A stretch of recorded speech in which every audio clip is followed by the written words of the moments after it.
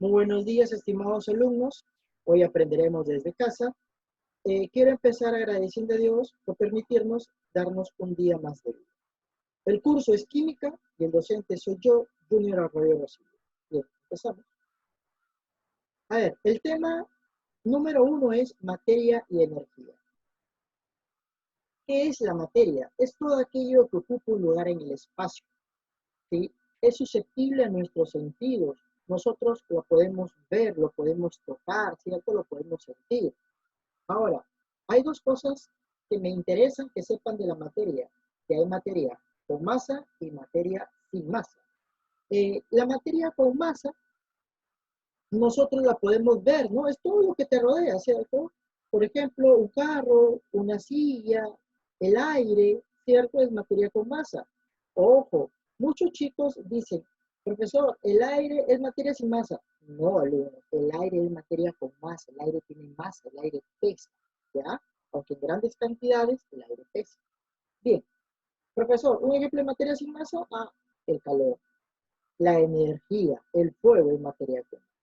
A la materia sin masa también se le conoce como materia no condensada, ¿ya? Bien, división de la materia. La materia se va dividiendo cada vez en porciones más pequeñas. Por ejemplo, tenemos un cuerpo. Este cuerpo se divide en partículas. Estas partículas, ¿sí?, a través de procedimientos de medios físicos, se convierte en molécula.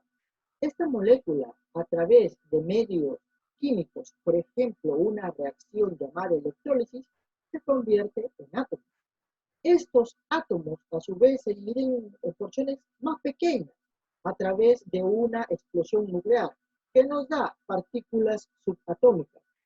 Y ahora, ¿cuáles son las partículas subatómicas más importantes? Nosotros debemos de conocer tres mínimos, los más importantes. ¿Quiénes son? El protón, bueno, el neutrón, el protón y el electrón. Los he mencionado en ese orden. ¿En base a qué? En base a su masa. El neutrón es el más grande. Ustedes observan, lo he dibujado más grande. El protón pesa menos. Y el más pequeñito, el que pesa menos de los tres, es el electrón. Recordar. Bien, pero no solamente podemos tener esos tres. Existen 20 partículas más, pero no son conocidas, ¿sí? Pero cabe indicar que hay más. Por ejemplo, el neutrino, el positrón, ¿sí?, son más partículas. Bien, clasificación de la materia. La materia se divide en dos bandos.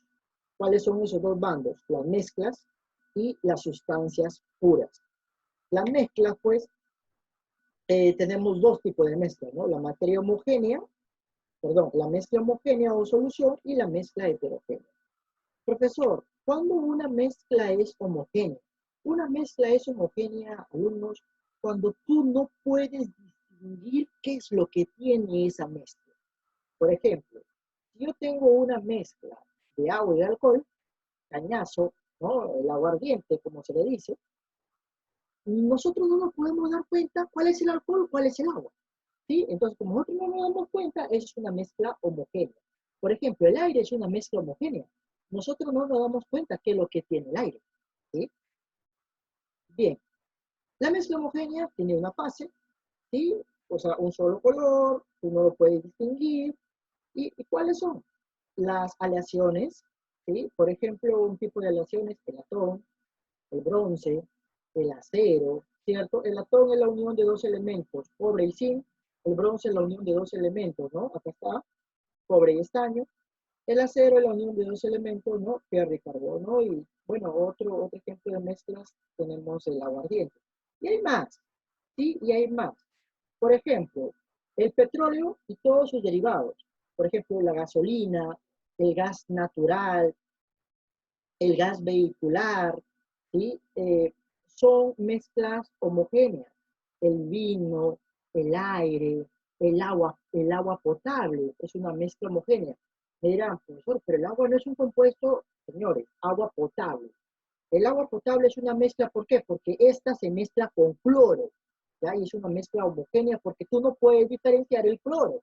¿O acaso dices, mira, pero acá está el cloro? No, no nos damos cuenta. Entonces, eso es una mezcla homogénea. Vamos con una mezcla heterogénea, es aquella que tiene más de una fase. Nosotros aquí sí nos damos cuenta, sí podemos observar qué es lo que tiene. Por ejemplo, agua con aceite.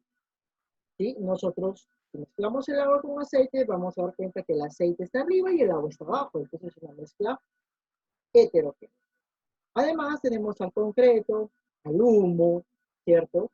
Son mezclas heterogéneas. Las cenizas también la podemos aquí citar, una mezcla heterogénea, las rocas, ¿sí? Bien, sustancias puras. Tenemos sustancias simples y sustancias compuestas. Sustancias simples.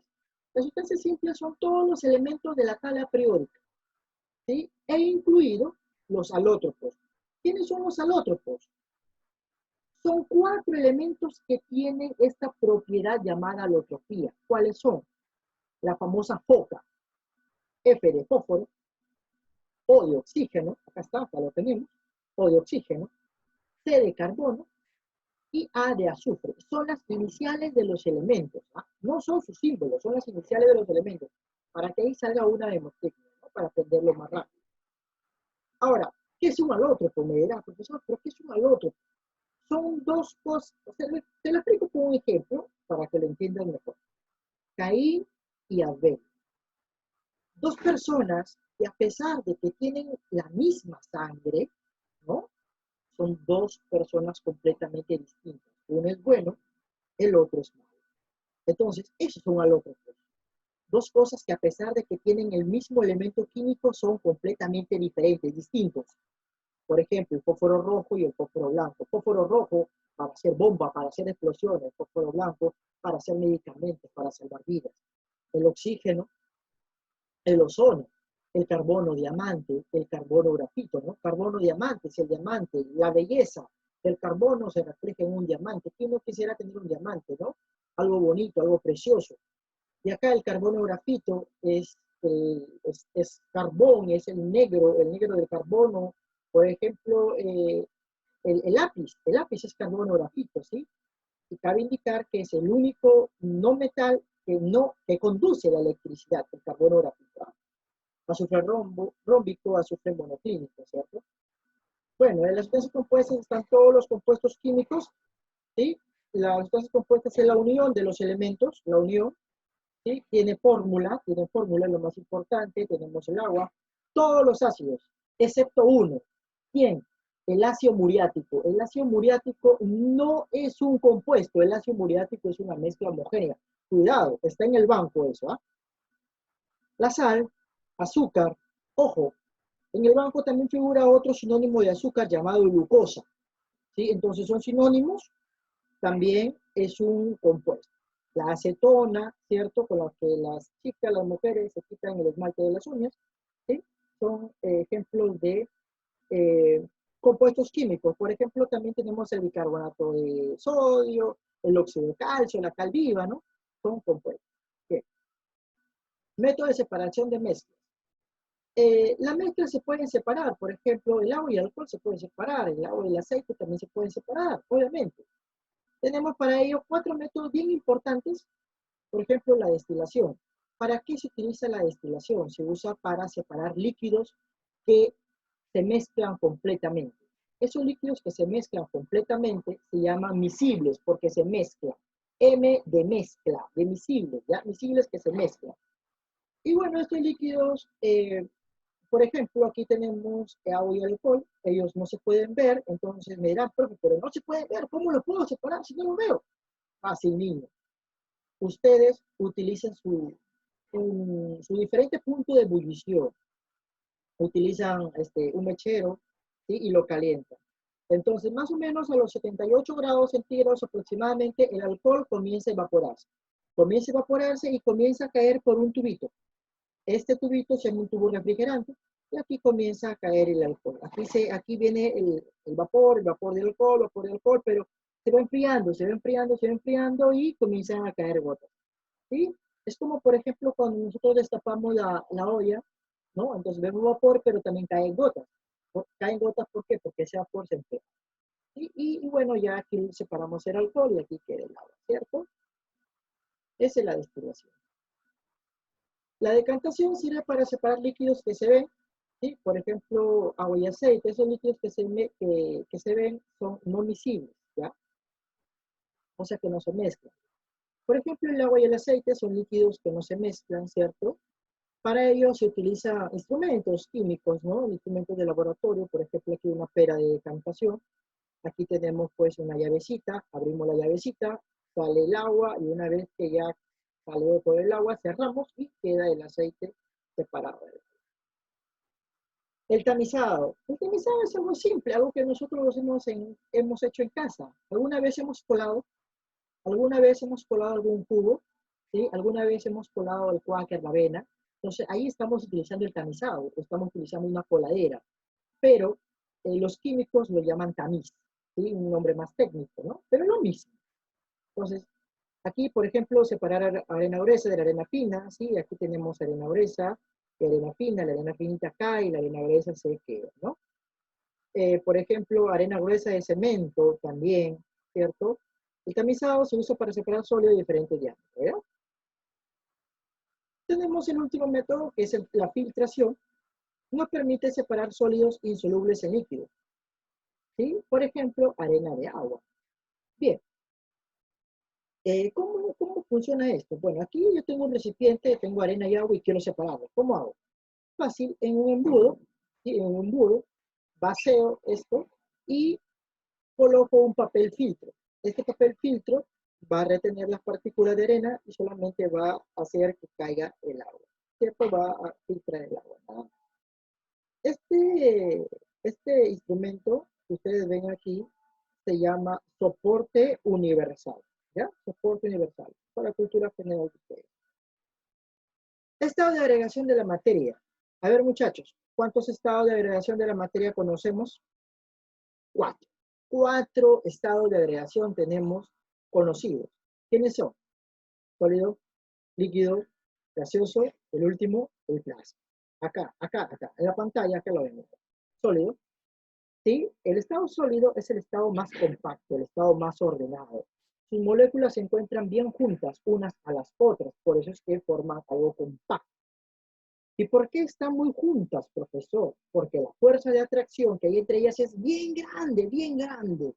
Y la fuerza de atracción es pequeñita, pequeñita. O sea, la fuerza de atracción es como 1000 y la fuerza de repulsión es como 1, ¿cierto? Pequeñita. Por eso es que las moléculas se mantienen bien juntas, ¿no? El estado líquido, aquí, la fuerza de atracción es igual a la fuerza de repulsión. Se compensa, ¿sí? Se compensa. Aquí las moléculas no están ni tan juntas ni tan separadas, ¿no? A una distancia promedio. El estado líquido, pues, es prácticamente incomprensible, no se puede comprimir, ¿sí? Y a los líquidos se le llama fluidos. ¿Por qué fluido? Porque se desplaza, ¿sí? Se desplaza.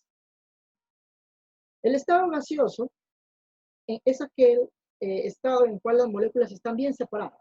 Las moléculas, si esto es una molécula, la otra molécula está acá, bien separadas. ¿Pero por qué están bien separadas? Porque la fuerza de repulsión es bien grande, más o menos una fuerza de repulsión como 1000 y una fuerza de atracción como 1, ¿no? Entonces, bien grande. Como hay bastante repulsión, dale. Y como hay una gran distancia entre ellas, yo las puedo acercar, ¿cierto? Con una fuerza yo las puedo acercar, las puedo acercar. Por eso es que un gas se puede comprimir. Y un gas se puede comprimir. Los gases se comprimen y se expanden también. A los líquidos y a los gases se les llama fluidos porque se desplazan. ¿Está bien? El último es el estado plasmático, es el estado más abundante del universo. En el universo más abunda el plasma. ¿Y por qué, profesor? Porque el Sol es plasma. El Sol es 100, 200 veces la Tierra, ¿cierto? Es como, por ejemplo, para que tengas una idea, un estadio. Todo el estadio es el Sol. Una bolincha, una canica dentro del estadio sería la Tierra. O sea, el Sol es inmenso, no solamente el Sol, las estrellas, ¿sí? Es el estado más abundante del universo. ¿Sí? Cambio de estado. Tenemos el estado sólido, que es un ladrillo, ¿no? Estado sólido, estado líquido, y aquí tenemos un globo, un gas, ¿cierto? Bien. El paso del estado sólido al líquido se llama fusión. El paso del estado líquido al estado gaseoso se llama vaporización. Y al revés, de gas a líquido, licuación. De líquido a sólido, solidificación. ¿Sí? Directo, de sólido a gas, sin pasar por líquido, directo. Sublimación directa. Un ejemplo de sublimación directa sería el hielo seco. El hielo seco es un hielo, pero de CO2, no de agua, sino de CO2 sólido, congelado. Al evaporarse, ¿sí? Este se convierte en CO2 gaseoso, entonces se convierte directo a gas. Por otro ejemplo son las bolitas de naftalina. Las que venden en el mercado son unas bolitas blancas.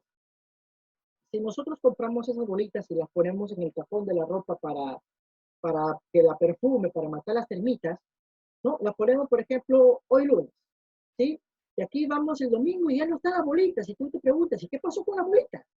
Ah, ¿alguien las sacó? No, nadie las sacó, sino que se han evaporado, se han convertido en.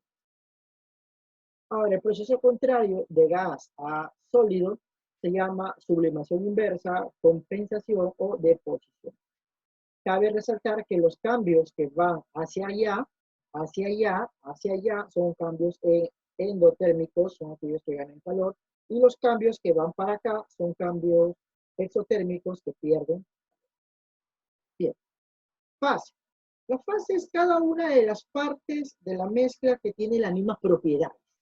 ¿Sí? Ahorita vamos a ver un ejemplo para que ustedes lo entiendan bien. ¿Ya? Si en una mezcla hay una fase, si hay una fase, monofásica. Si hay dos fases, bifásico. Si hay tres fases, trifásico. Si hay cuatro fases, tetrafásico. Si hay cinco fases, pentafásico y así sucesivamente. Componentes. Las componentes son los ingredientes químicos. ¿Sí? Son cada una de las sustancias que aparecen en la mezcla. ¿Sí? Por ejemplo, si hay una componente, se llama como el sistema de numeración, ¿no? Unitario. Si hay dos, como el sistema de numeración de base 2. Ustedes saben más aritmética que yo, ¿no? Binario. Si hay tres, ternario. Si hay cuatro, cuaternario. Si hay cinco, pentanario y así, ¿no? Binario y así, precisamente, ¿no? Binario. Ustedes saben más que eso que yo, ¿no? Por aritmética, ¿no? Ejemplo. Vamos a ver un ejemplo. En un recipiente cerrado se tiene agua, aceite y un cubo de hielo. ¿Cuál es el número de espacio de componentes? Ojo, ojo. Si es cerrado, no entra aire. ¿Ya? No entra aire. ¿Ya? Ya, solución. Acá tenemos el agua, el aceite, el hielo y el vapor. Vapor de hielo. Ojo, el vapor de hielo se ve. Profesor, ¿se ve el vapor de hielo? Claro. Por ejemplo, cuando tú abres la refri, la nevera, ¿ves el humo del hielo o no ves? Así. Por ejemplo, cuando destapan una cerveza bien helada, sale el humo, ¿cierto? Bien. Entonces, el agua, aceite, hielo y vapor del hielo, ¿cierto? Aquí, pues, ¿cuántas fases hay? Mira, fases son las partes partes iguales, ¿no? Las partes que tienen las mismas propiedades. Por ejemplo, aquí tenemos el agua, otra parte es el aceite, otra parte es el hielo y otra parte es el vapor del hielo, ¿cierto? Entonces son cuatro partes. El agua, el aceite, el hielo y el vapor. Cuatro partes, cuatro fases, eso se llama tetrafásico. A ver, ahí está. Entonces tenemos cuatro fases, agua, aceite, hielo y vapor, ¿cierto? Componentes. Componentes en lo químico, las sustancias químicas que intervienen. Por ejemplo, en el agua solamente hay agua. En el aceite está el aceite, la parte química, ¿no? El aceite. El hielo, me dirán, profesor, hielo. Oye, ¿el hielo qué es? Agua, ya lo conté. Profesor, vapor. Oye, el vapor es agua, ya lo conté, solamente son dos. Agua y aceite, ¿cierto? Como son cuatro fases, tres fases, pues, y dos componentes, y es químico. Propiedades de la materia. Tenemos nosotros propiedades extensivas, aquellas que dependen de la masa, y las propiedades intensivas que no dependen de la masa. A las propiedades extensivas, por ahí por favor apúntenlo, se le conoce también como generales. A las propiedades intensivas se le conoce como partículas. Propiedades extensivas, profesor, ejemplos. Claro que tengo ejemplos, niño. Por ejemplo, aquí tenemos al peso, Tenemos a la inercia, al calor ganado perdido, la atracción, la masa, la extensión, la energía. Si ustedes leen aquí, esta es una mnemotecnia creada por mi persona, ¿sí? Para que ustedes puedan entender. Aquí dice pícame. Entonces, quiere decir peso, inercia, calor ganado, atracción, masa, extensión y energía, ¿no?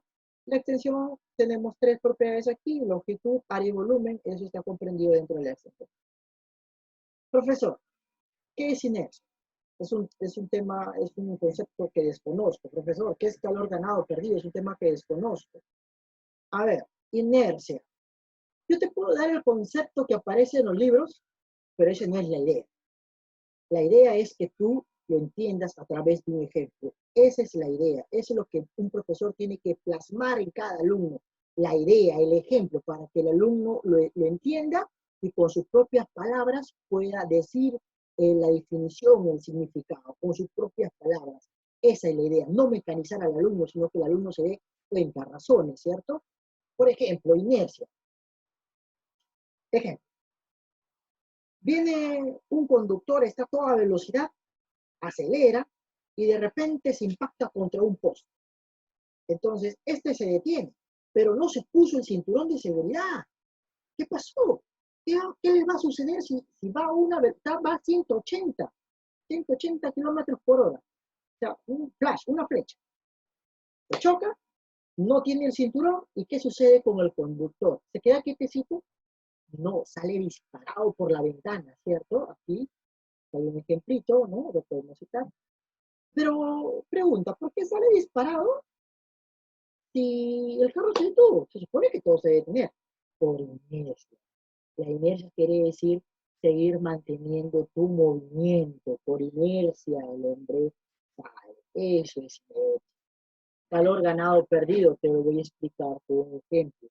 Cuando nosotros estamos apurados, ¿cierto? No queremos ir al colegio, bueno, extrañamos esos tiempos de que ir al colegio, ¿no? Entonces, cuando nosotros el año pasado, ¿cierto? Íbamos al colegio y nos hacíamos tarde, teníamos que llegar temprano, y mamá o papá sancochaba huevos, y que ese era nuestro desayuno, ¿cierto? Y los huevos estaban calientes, entonces, ¿qué hacías? Los sumergías en un depósito con agua cruda, ¿no? Esto se enfriaba, eso se llama calor perdido, y si tú tanteas el agua, ¿ves? El agua está calientita, el agua ha ganado calor, eso se llama calor ganado, ¿sí? Calor ganado. Bien, propiedades intensivas no dependen de la materia. Profesor, ¿cómo así que no depende de la materia? Yo te lo explico, mijo, mira, ve acá. Con un ejemplo. Pay attention. Una gota de agua, y tengo aquí millones de gotas, ¿no? ¿Qué digo millones? Supermillones, ¿no? Billones. Sí, tengo un recipiente con agua, un recipiente lleno con agua, un barril lleno con agua. Y bueno, yo te pregunto, a ver, niño, la densidad de esta gota de agua, ¿cuánto es? Profesor, 1 gramo por mililitro. Muy bien. La densidad de esta agua, 1 gramo por mililitro. ¿Me interesó cuánto agua hay? ¿Cambia la densidad? No. Entonces, eso quiere decir que no depende de la masa. No depende de cuánta masa tenga, siempre es la misma. Otros ejemplos tenemos la temperatura, la densidad, la viscosidad, la dureza, maleabilidad, ductibilidad, tenacidad, ¿cierto? Voy a ir explicándole, chicos. Por ejemplo, ¿qué es la viscosidad? Viscosidad es lo contrario a la fluidez. Cuando algo no resbala, algo se detiene, es algo pegajoso. Por ejemplo, la goma, ¿cierto? Es viscosa, se detiene, no quiere resbalar mucho. La dureza es cuando algo se opone a ser rayado. El objeto más duro que existe en la naturaleza es el diamante y el más suavecito es el calcio. La maleabilidad es una propiedad que tiene algunos cuerpos para transformarse en láminas bien delgaditas, como por ejemplo el aluminio. Se transforma en láminas bien delgaditas hasta llegar a papel aluminio, ¿sí? Que lo utilizamos para cubrir los alimentos, para que estén calentitos, ¿cierto? Para muchas cosas, ¿no? La ductibilidad es una propiedad que tienen los cuerpos para convertirse en hilos bien delgaditos. Por ejemplo, el cobre, ¿sí? Se transforma en hilos. Si tú pegas un alambre, lo primero que vas a encontrar son hilos de cobre. Entonces, es una propiedad llamada ductibilidad. Tenacidad. Tenacidad, por ejemplo, si yo quiero este lapicero, yo quiero romperlo, entonces no va a poder, mejor acá, con una cuchara, ¿no? esta es una cuchara, yo quiero doblarla, la cuchara no va a dejarse doblar. Ella va a oponer una resistencia a ser doblada, a ser rota, ¿cierto? Eso se llama tenacidad.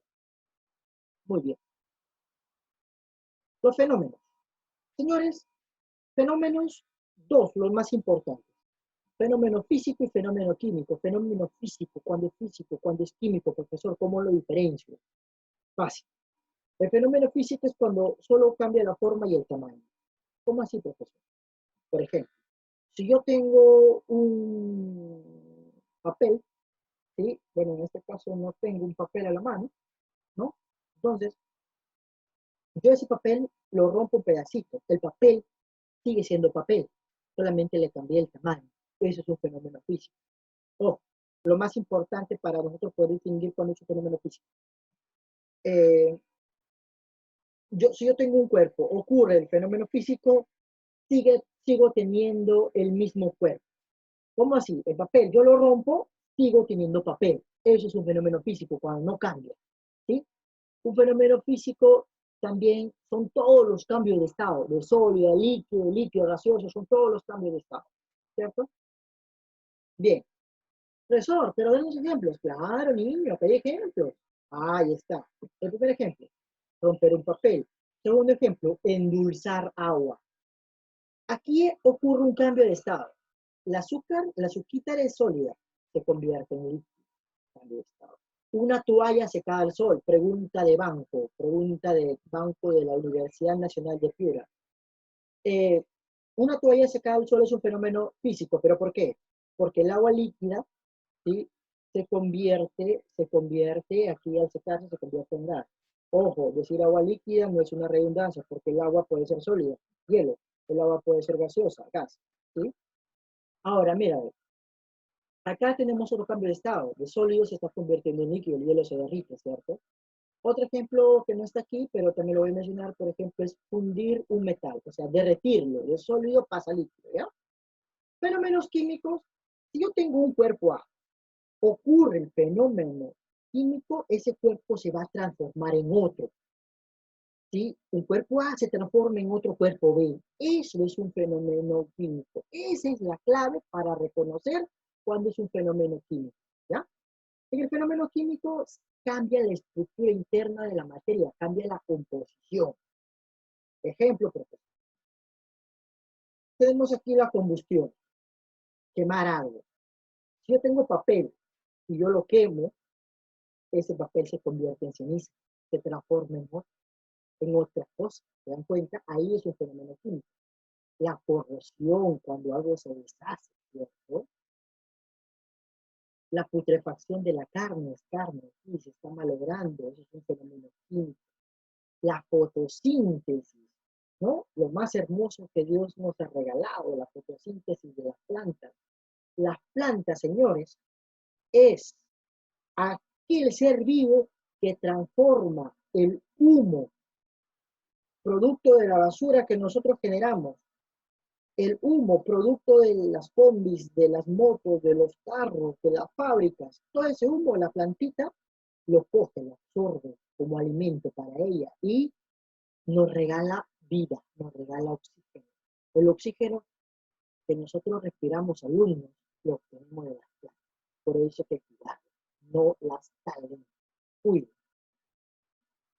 La teoría de la relatividad de Albert Einstein. Albert Einstein fue un científico que dio una teoría de la relatividad. Profesor, ¿y en qué consiste la teoría de la relatividad? La teoría de la relatividad quiere decir que la única constante en el universo es la velocidad de la luz, que todo cambia, excepto la velocidad de la luz. Es la única que se mantiene fija, que es 3 por 10 a la 8 metros por segundo o 3 por 10 a la 10 centímetros por segundo. Entonces, los científicos le decían a Albert Einstein, no, pero el tiempo, ¿cómo cambia, señor? Si yo estoy en Perú y otra persona está en Ecuador, el tiempo que transcurre para mí es igual al mismo tiempo que transcurre para él. Explíqueme, señor, ¿cómo cambia? Pues, Albert Einstein dice, todo cambia. Y por eso surge una paradoja, ¿no? Una paradoja de los hermanos gemelos. Uno se queda en la Tierra, otro se lanza al espacio. Uno se lanza al espacio por 80 años, ¿sí? Recorre el espacio y luego vuelve. Regresa jovencito, regresa de 20 años. Y el que está en la Tierra ya tiene 80 años, porque prácticamente para él han pasado 80. Entonces, para uno pasa 20 y para el otro pasa 80 años. ¿Qué pasó? Es que ahí viene la teoría de la relatividad del Einstein, que todo cambia, el tiempo cambia. El tiempo para uno no es el mismo tiempo para el otro, siempre y cuando te muevas a velocidades cercanas a la de la luz. Si alguien se mueve a una velocidad, a la velocidad de la luz, él detendría el tiempo, sería inmortal, pero nadie puede superar esa velocidad. Te desintegras si llegas a tener esa velocidad. Bien, la primera fórmula de Albert Einstein es que la masa inicial sobre la masa final es igual a la raíz cuadrada de 1 menos b sobre c elevado al cuadrado. ¿Qué quiere decir esta fórmula, señores? Te lo voy a explicar con un ejemplo. Aquí, observa, aquí hay una bala. Se dispara esta bala y sale a una gran velocidad, ¿cierto? Entonces, esa bala se transforma en una masa grandaz. ¿Por qué? Porque la velocidad que lleva es muy alta, ¿sí? Se transforma en una gran masa. ¿Sí? Entonces aquí no te impacta un pedacito, te impacta como una roca te impacta, por eso es que hasta te caes, ¿sí? Por eso es que hasta te mata. La segunda fórmula es solamente para procesos nucleares. ¿Sí? Lamentablemente, pues, una de las primeras aplicaciones que tuvo esta fórmula fue para fabricar la bomba atómica, la que se lanzó en Hiroshima y Nagasaki. Realmente, pues, el ser humano utiliza la ciencia para cosas negativas, ¿no?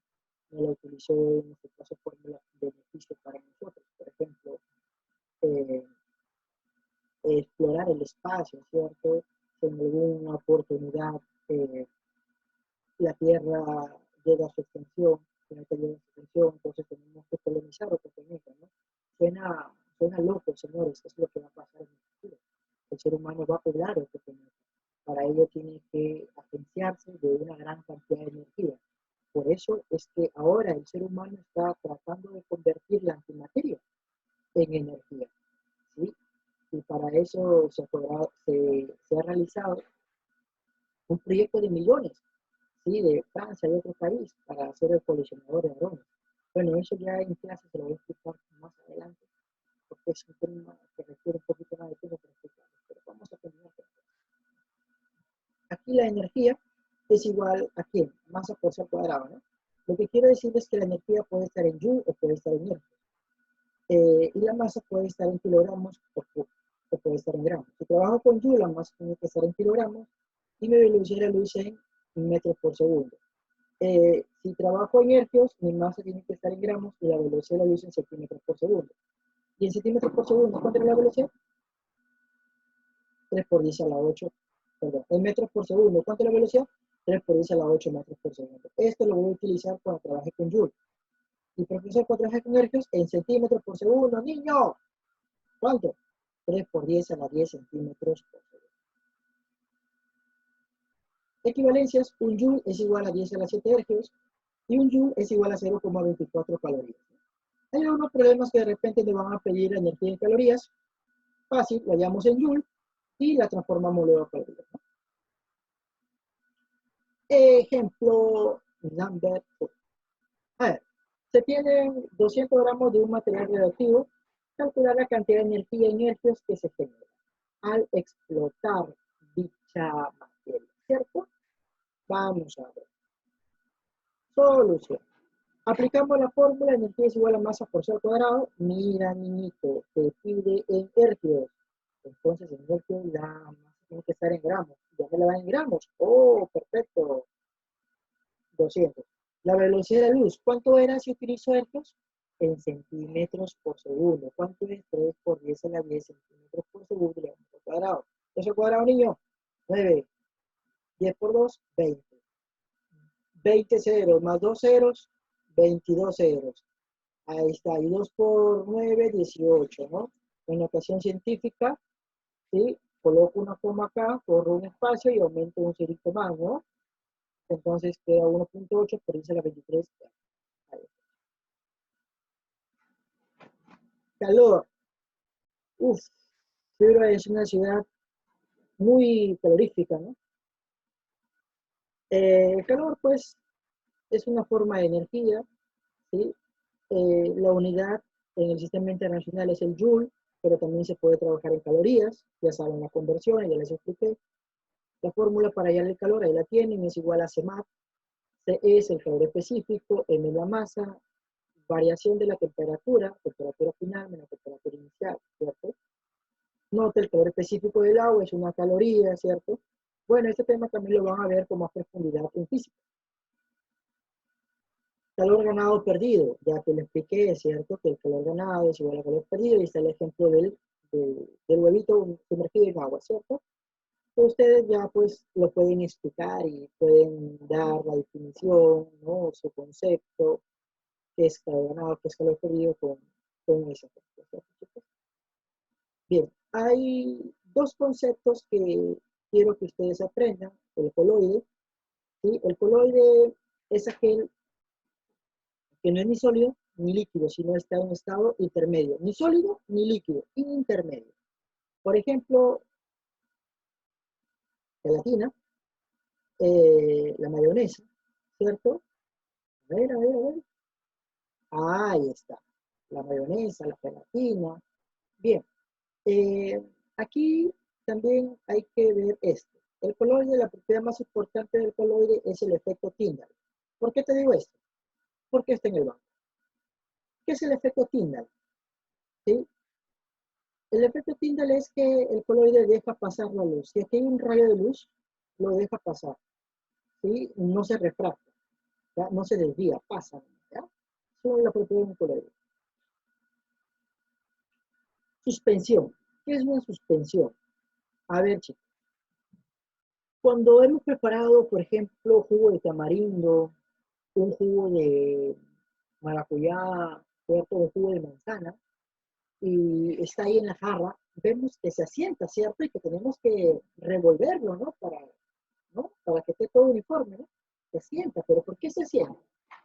¿Por qué cuando una enfermera o un doctor tiene un jarabe y nos va a inyectar o nos va a dar una dosis, tiene que agitar el pomito de jarabe? ¿Por qué lo agita?